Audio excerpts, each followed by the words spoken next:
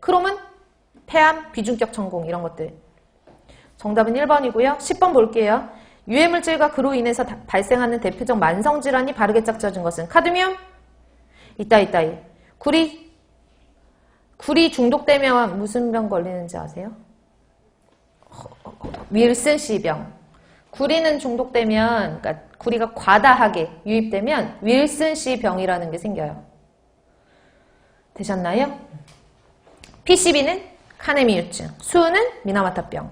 11번 볼게요. 고혈압 일으키며 광산이나 농약 등에서 검출되는 물질. 이런 문제가 나왔을 때 이제 허걱 이러지.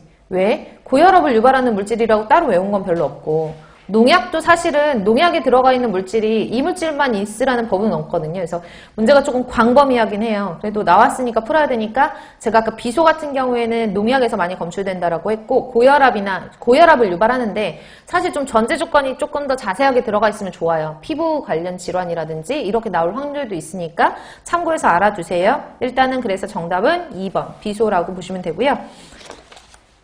12번까지 볼게요. 12번 PCB의 특징으로 설명으로 옳지 않은 것은 PCB가 폴리클로리네이트드 비페닐이 미생물에 의해서 쉽게 분해된다. 보세요. 미생물에 의해서 얘네가 쉽게 분해되잖아요. 그럼 만성 중독 같은 거 일어나지 않을 확률이 커요. 미생물에 의해서 쉽게 분해가 되지 않기 때문에 생체로 들어가면, 그리고 생물 중독이 되고 농축이 되고 어떤 독성 물질이 만성 중독을 유발한다는 것은 생체 내에서 잘 없어지지 않는 물질이라는 얘기예요. 이런 물질들은 대부분 수용성인 경우가 적죠. 지용성인 경우들이 많죠. 이해 가시나요? 만약에 내가 유해물질을 막 섭취했어요. 먹었어. 수용성이야. 그럼 소변으로 거의 대부분, 땀으로 대부분 배출이 돼요. 근데 지용성인 애들은 그 피하지방 같은데, 피부를 가지고 흡수를 하면 피하지방 같은데 이렇게 녹기 때문에, 뭐 지방층에 녹기 때문에 얘네들은 몸속에서 바깥으로 배출이 안 되고 계속 농축이 되는 거거든요. 그러니까 미생물에 의해서 쉽게 분해된다는 게 말이 안 되는 거죠. 그치? PCB 같은 경우에는 독성을 유발하니까.